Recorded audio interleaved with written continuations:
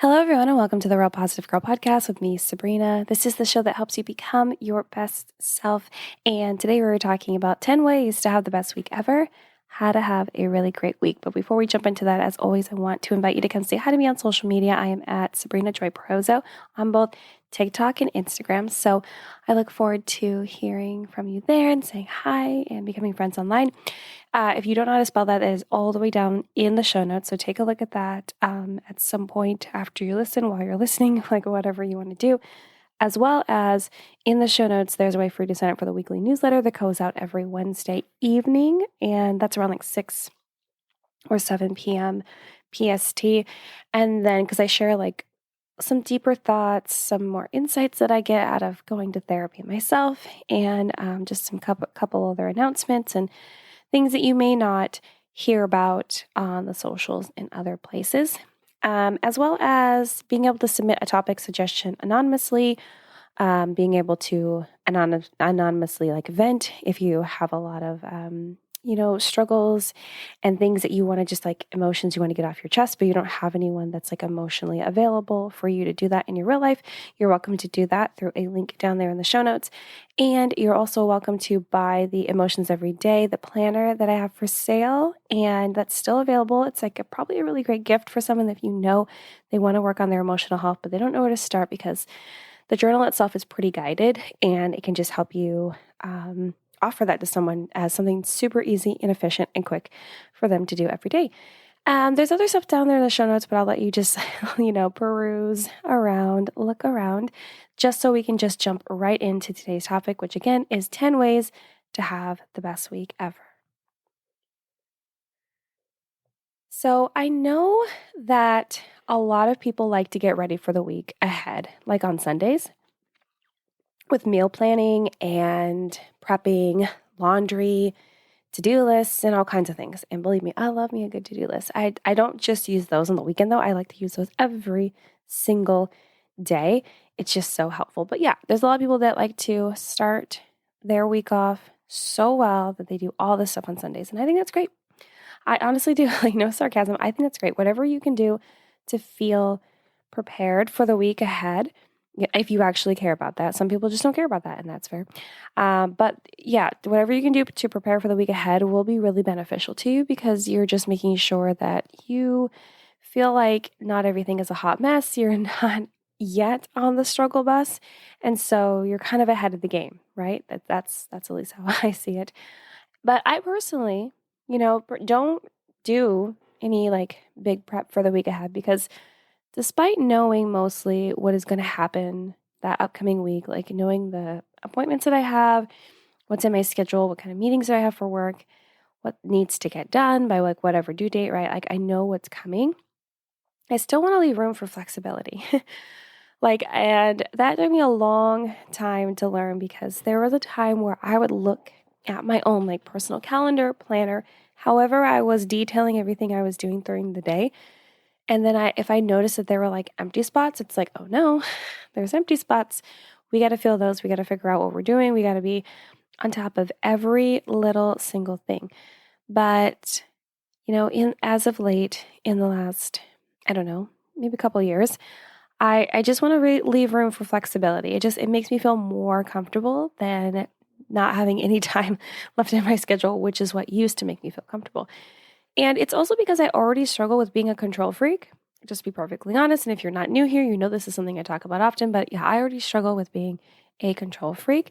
And I don't want to feed too much into that behavior as much as I can, right? I am actually being very cognizant about the fact that, hey, I don't want to struggle even more than I already do with this behavior. And so I'm just not going to feed too much into that. I'm not going to need to nitpick and be on top of everything, But I will say, just so you know, I'm not a total psycho. If I need to do laundry to ensure that I have clothes to wear for Monday's workout, if we're talking about, prepping on Sunday and being prepared for Monday, I want to make sure I have workout clothes on Monday morning and to wear to work that day. Even though I work from home, it's still important that I at least look good from the waist up. Sure, I'll do some laundry. And even then, sometimes I don't. I'm just scrambling. But if I can just think ahead, I'm like, okay, yeah, let's make sure we have a workout outfit. Let's make sure we have a regular outfit to drive our kid to school in and to work in. Great. We will do it. I will do some laundry. But I'm not going to do all the laundry in the house or anything like that. I'm just absolutely not. Even now. Well, now is a different situation because we moved in and we've been avoiding doing laundry because we're waiting to have all of the, new dressers and everything set up so we can put stuff away where it needs to go. And so nothing's put away, and that means no laundry has been done because there's nowhere to put it. Anyway, I digress.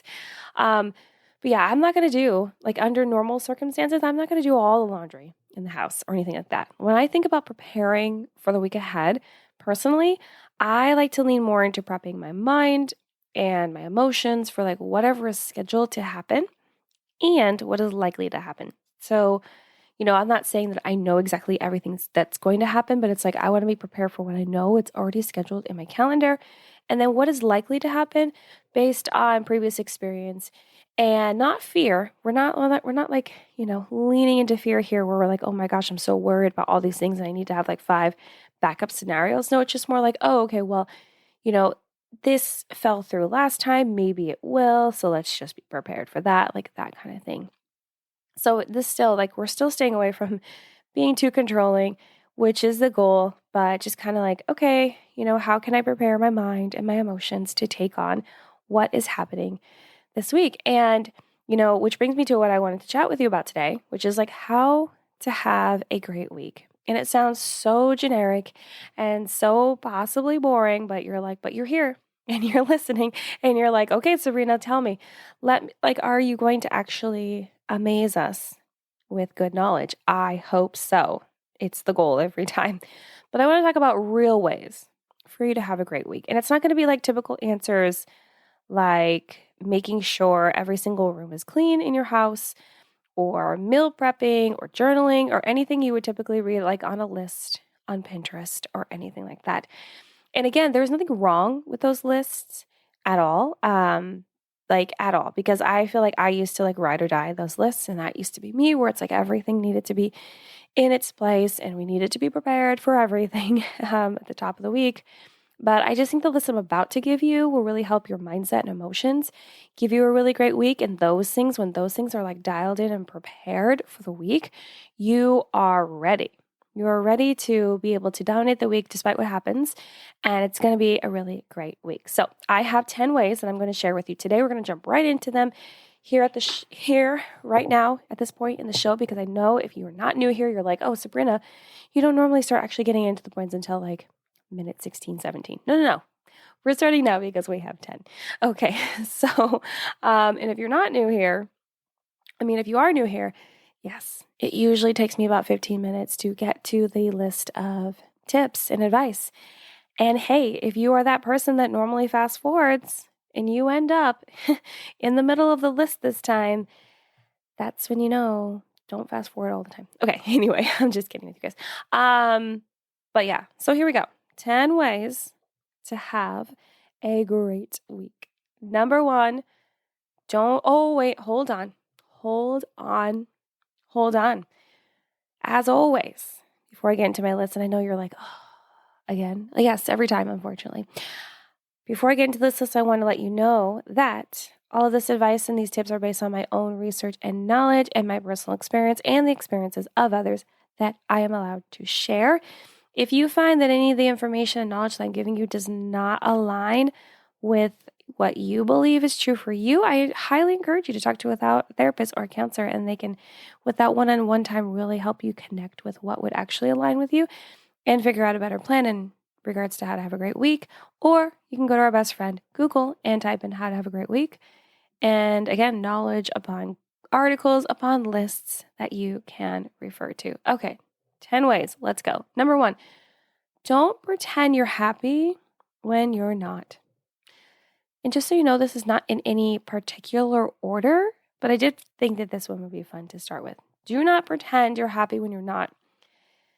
There's no reason to. You're probably like, oh no, to have the best week ever, I need to be happy the whole time. You don't. Because I feel like even thinking about like what a great week looks like is very subjective, and it depends on every person's perspective. Like maybe having a good week for you is just like minimal distractions, minimal issues cropping up, just being able to get through the week without constantly having to put out fires, right? But someone else might think, oh my gosh, it could be the best week ever if everything just went my way. And I want to caution you into like understanding that really shouldn't be your perspective. I know that everyone's perspective is different, but I would caution you with that perspective because that's just not how life is. Not everything is going to go your way. And we need to prepare our mind and emotions for that kind of thing. But back to what I was saying, don't pretend you're happy when you're not. Don't allow your emotions to build up and bubble over by the end of the week, right? It's like if you're just pretending and you're just kind of like brushing everything under the rug, you're like, I'm not angry, I'm not frustrated, I'm not upset, and then all of a sudden, at the end of the week, it all bubbles over and just it's like a volcanic eruption, and you might be thinking, oh no, Sabrina, I sweep it under the rug until the end of the month. Okay, well that's still gonna ruin some week that you're in, so why not just honor and accept whatever emotions that you're having, and that will actually set you up to have a better week because maybe it'll allow you to deep dive into the reasons why this or that is always a leading thing into you being frustrated or angry or feeling however you are. And then you can get to the bottom of it and, kind of like nip it in the bud so it's not like bothering you as much. And then that'll help you have good weeks like going forward, right? You see what I mean? So don't pretend you're happy when you're not, because it's not going to help you have a good week. It's really just going to cause this turmoil inside, frustration, not happy, and it's fake. And we don't want to be fake. We want to be our most authentic self that we can be in those moments every day. It's changing and shifting, I'm sure, by the minute, but be the best that we can so that we can understand who we actually are and what we actually need to become our best selves every single day. Okay? Okay. So don't pretend you're happy when you're not. Number 2, remember that one down experience doesn't have to dictate the rest of the day or the week. So when I say down experience, I don't want to say like bad. I mean, it's subjective, right? So if you think it's like a bad experience or a negative experience, however you want to think about it. So if one bad thing happens or one thing that just like causes you distress or, not causes you, like leads you to distress, leads you to feeling like you're upset. I can't believe this didn't work out. This is so frustrating. This really sucks, right? Those moments. Do not allow those moments to dictate how the rest of your day is going to go or how the rest of your week is going to go, right? Just because that happened doesn't mean the whole day needs to be like thrown in the toilet. Just because, this thing might impact what happens the rest of the week doesn't mean the whole week has to be thrown in the toilet. You just need to focus and realize, okay, this thing happened. Let's do our best to deal with this, problem solve whatever needs to happen, and then move on. And maybe it'll take you a little bit longer to readjust like your attitude and your mood and how you're feeling, but still, you don't have to just throw everything away just because of that one experience, okay? So don't allow that thing to just like have waves through everything. It's not fair to you, and it's not fair to anything else that's coming up in the week, that just because something happened on Tuesday, that Thursday is going to be terrible, and especially if that's the day where you're supposed to be spending time with other people. You don't need to hold on to that anger that long if you take the time to really understand it better, get to the core level of what's going on, and then figure out a plan of what to do next to fix the situation and keep moving forward, okay? Remember that one down experience doesn't have to dictate the rest of the day or the week.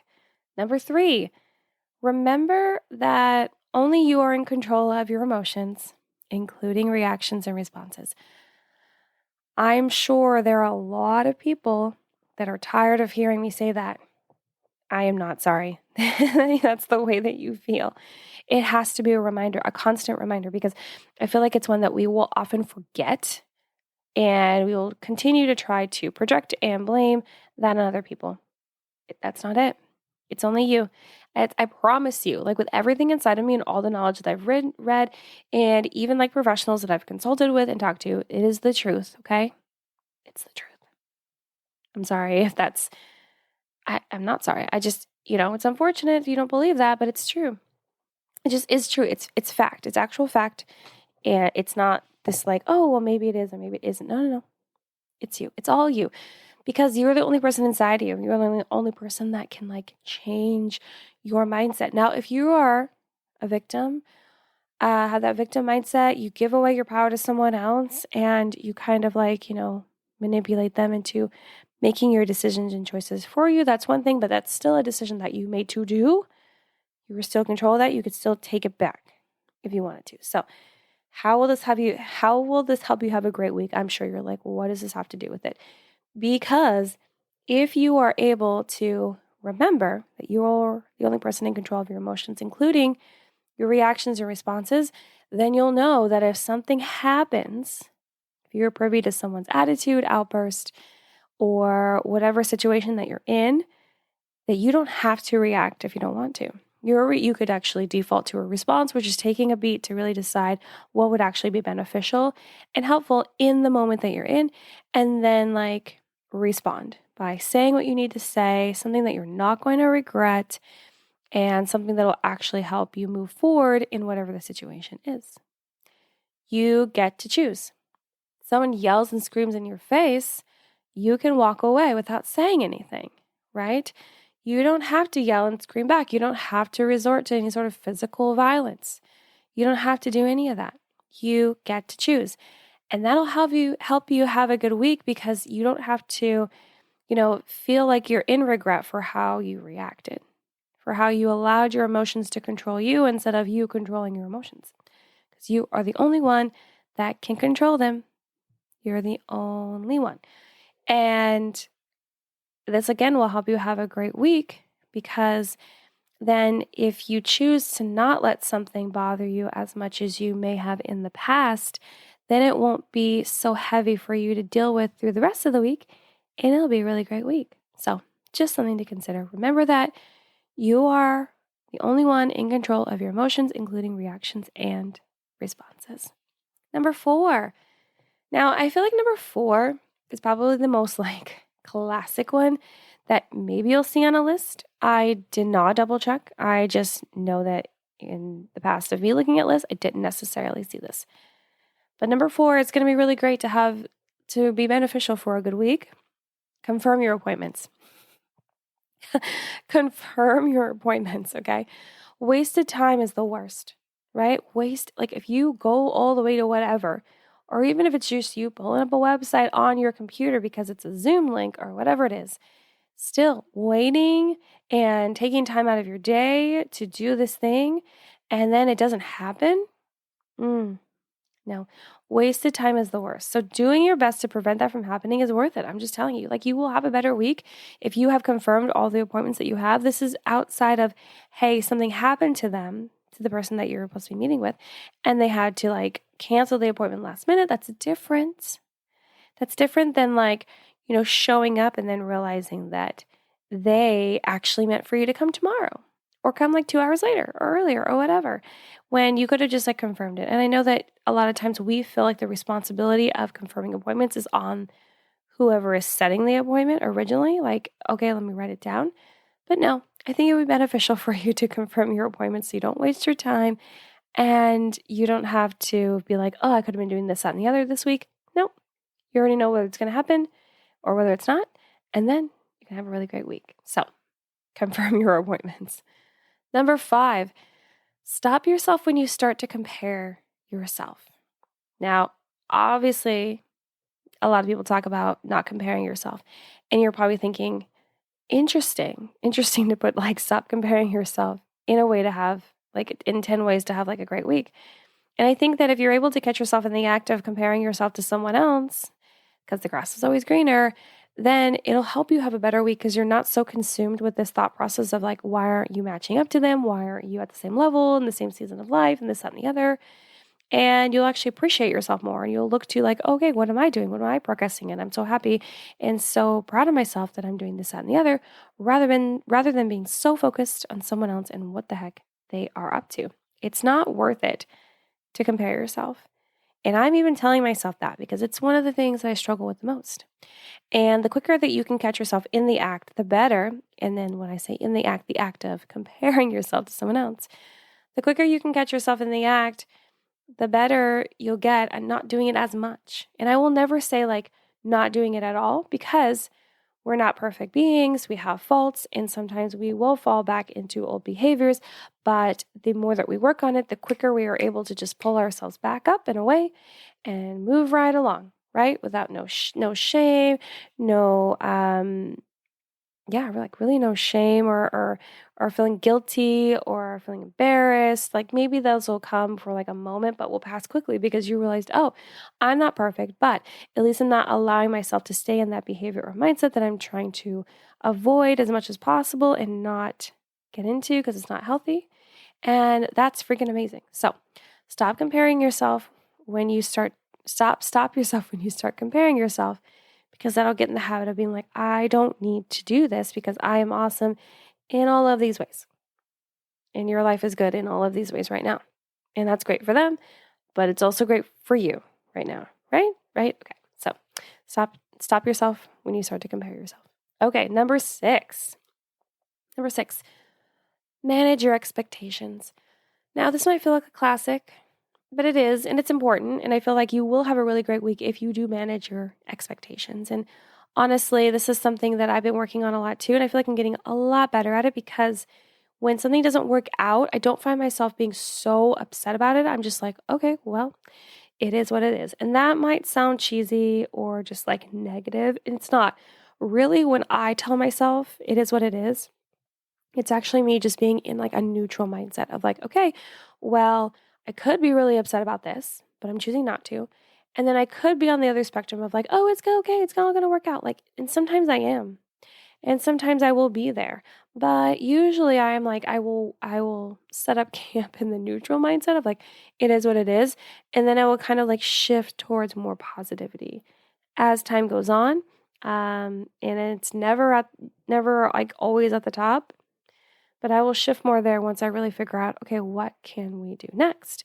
But it's important to manage your expectations. So if you know with complete, like despite the fact that you'll know with complete certainty that you can accomplish everything on your list, and I made a list today of probably like 10, 12 things that I wanted to do, did not accomplish them all. I thought I could, and I think in theory I could have, but still I needed room for flexibility, and I was glad that I did because now I'm not like disappointed that I didn't get all those things done. But I'm like, okay, well, what can I learn from this and how can I do better to finish more of my list next time? And not even being like, oh, I have to do all that plus everything tomorrow. It's just like, okay, well, I set my priorities in my mind and I got those things done on the list and that's fine and that's good enough. So, you know, we never know when something unexpected will happen, right? We can't tell the future.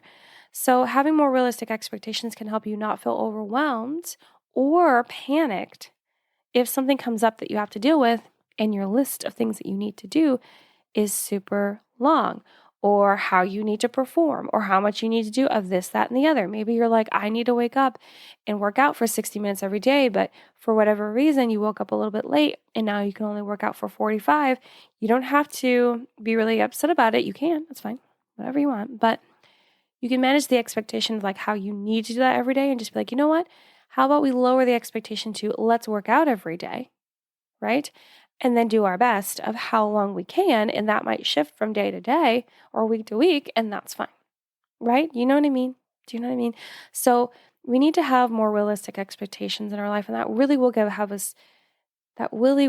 have us, my goodness, that really will help us have a great week because then we're not stressing out about having to do this, that, and the other to meet these crazy high expectations that we set for ourselves that are unrealistic. Okay? Manage your expectations. Number seven is a good one. They're all good ones, but this is a really good one that I don't think I've seen on a list. And it's ask for help. You'll see it on many other lists for sure, but to have a great week, ask for help. If there is something that you know, even though you don't want to admit it out loud, it's fine. I get it. But if there's something you know would work out better with some help, then just ask for help. right? If you get a no, that's fine. That's fine. We all need to learn how to handle rejection better. Me too. Me too. I'm telling you. But we just need to ask for help. At least try to get the help that you need or want to create more ease and efficiency in your life. There's nothing wrong with asking for help. Honestly, we need to push our ego and pride aside and ask for help more often because it allows the people that you are asking to help you, especially if you're asking them to help you in something they know how to do really well, they're able to, work in their giftings and talents and abilities, and that makes them feel really good, makes them feel really special, and maybe that's even their love language of helping people. So don't discount that. Don't be like, oh, I don't want to bother people. I don't want to be burdensome. This is actually like a whole thing that recently happened with my husband where we moved. I don't know if I mentioned this, but we moved, not the moving part. I've mentioned that too many times. We moved, but my husband didn't want to tell anyone that we were moving because he didn't want to put the burden on other people of feeling like they had to offer to help, right? We've moved several times and we always ask generally the same people to come help and they will gladly. Sometimes not as glad, but they'll still come help and that's great. This time he was like, oh, my gift to everyone was to not ask them for help because I didn't want to be the burden. I just wanted to invite them over to when the house is all put together for a party or whatever, and that would be great. What really happened is that some people were like, okay, that's weird. And then other people were actually disappointed because they enjoy helping. They enjoy being there for people. They enjoy the comfort of being able to help someone and not just with the expectation that they will get that help back someday. Some people, yes, some people, no. But just knowing that they were able to provide their skill of organizing or packing or lifting heavy things, right? Or helping them remember things that they may not have thought through at all for moving, right? And so that was the problem. And my husband actually came to this conclusion after a therapy session or something. And I was like, I know. I was trying to tell you that. And it's okay that he finally put it together talking to his therapist. That's fine. I wasn't mad about that. But I was just you're not giving people the opportunity to do something that they really enjoy doing and giving back, especially if it's really important to them. So anyway, that whole story to really, really, really, really, really, really, really, really push into the fact that you should ask for help. It'll definitely make your week way better, especially if you have a lot of things to do and you don't know how to do some of them, or you just think it'll help you do it quicker so you can move on to doing more fun things with those same people, whatever it is. If you get a no, that's fine, but just ask. You won't know until you ask. And then maybe your week will be so much better because this task that was going to take 3 hours will only take 1 because multiple people can help. Ask for help. Number 8, set alarms to take breaks and eat snacks and meals. Yeah, you're probably like, this is a really classic one too, confirm your appointments. Okay, maybe. But I think it's a good one to help you have a good week because having reminders throughout the day, I don't think is a bad thing. I have lots of reminders that come up on my phone and I will swipe a lot of them away. But a lot of times I still will see them and my subconscious will latch onto that and I will remember to do it later. And sometimes I will use my ALEXA.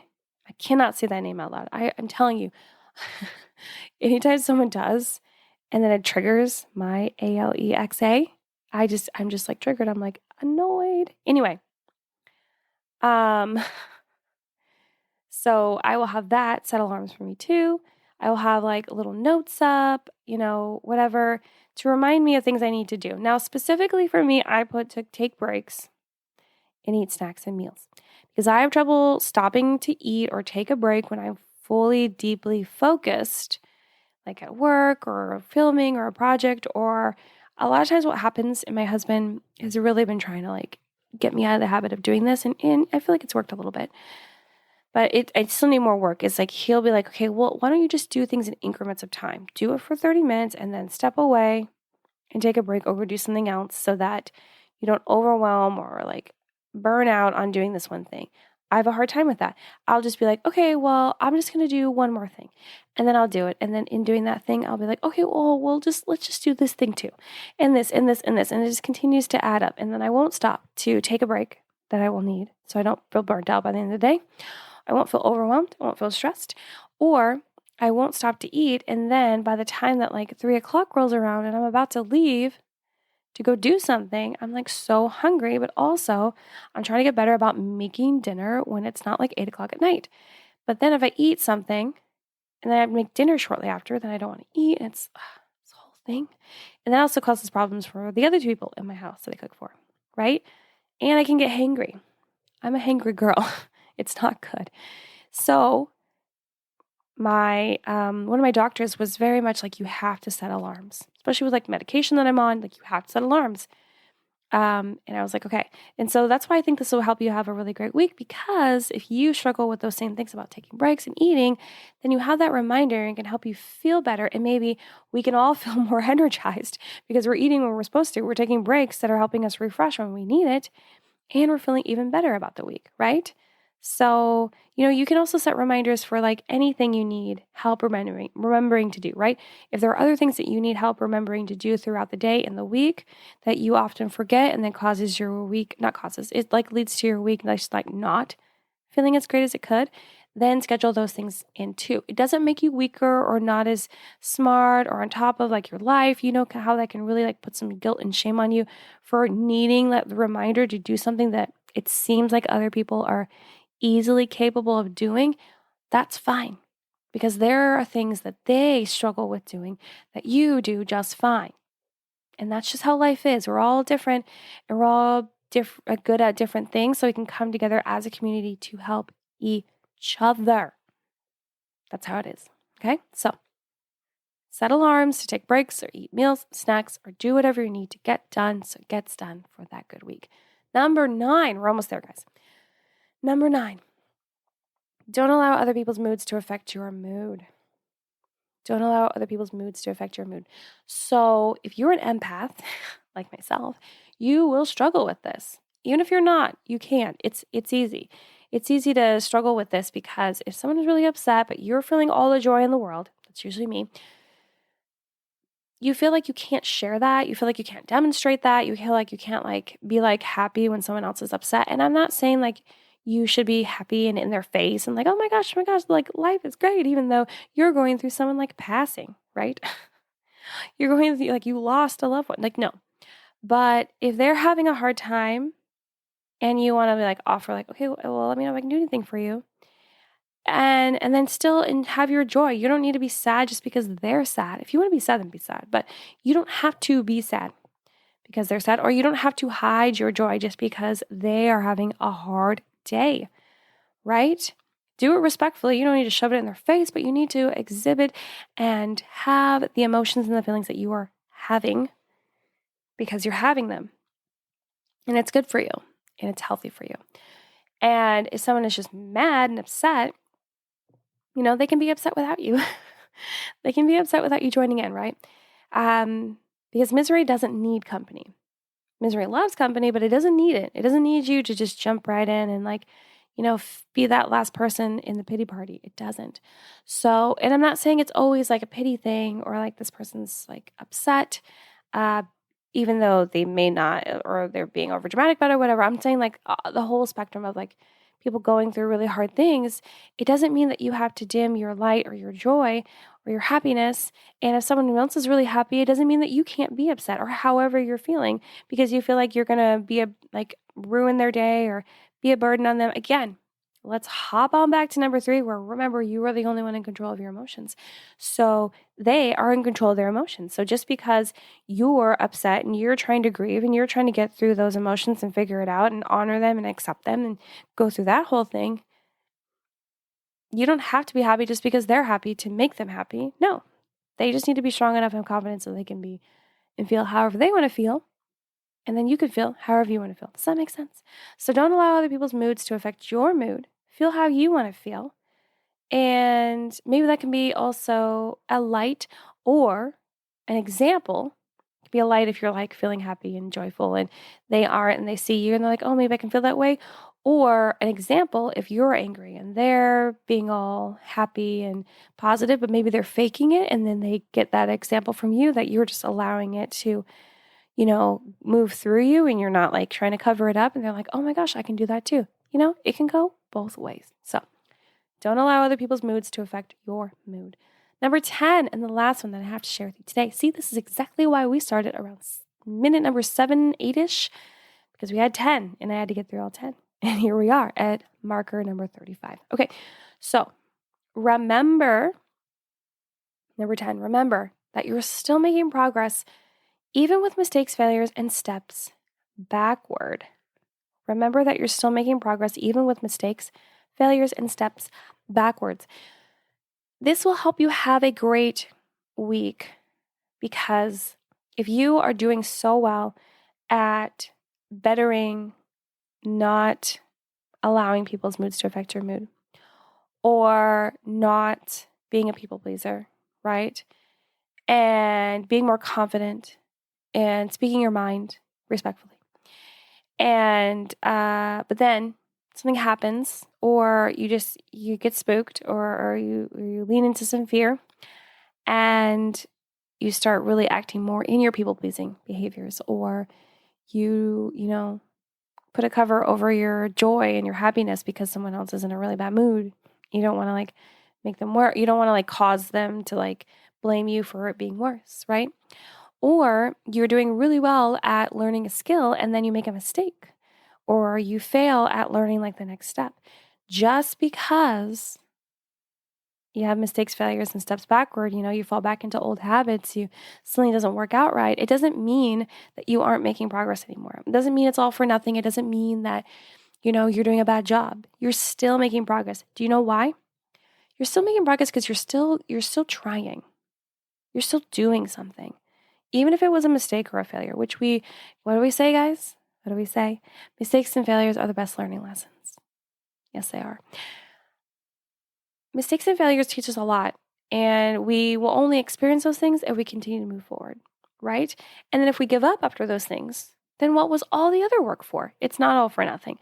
We need to keep moving. It'll just teach us something that we need to know on what to not do next time, or what to do next time, or what to look out for, or whatever it is.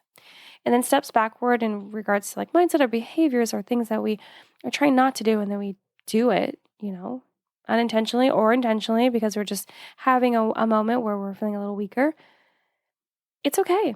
It happens. We're not perfect. We're learning. We're still growing. We're trying to become our best self every day. And that's going to look different every single day. It's not going to look the same. And it's not always a step up. Sometimes it's literally just on the same step, just moving forward just a little more. So remember that you're still making progress, even with mistakes, failures, and step backwards. You may not feel like it, but you are, because you're not giving up. And that's the whole point. But that's it. That's all 10. That is all 10 ways to have a great week, to have the best week ever. And it's more of an unconventional list, which was the whole point. So I hope that it was helpful. And if you found it helpful, maybe you can share it with someone else that would find it really helpful. I would appreciate you sharing it. Thank you so much. So thank you so much for listening to the show. Thank you so much for listening to Real Positive Girl Podcast, again with me, Sabrina. Thank you for listening, downloading, and sharing the show. I appreciate every single one of you. You guys are amazing. Do not forget to check the show notes below just to see if there's anything you're interested in, signing up, buying the journal, coming saying hi to me on social media, suggesting anything I should talk about, because I'm here to help you guys. But until next time, have a good one, and I will see y'all next time. Bye.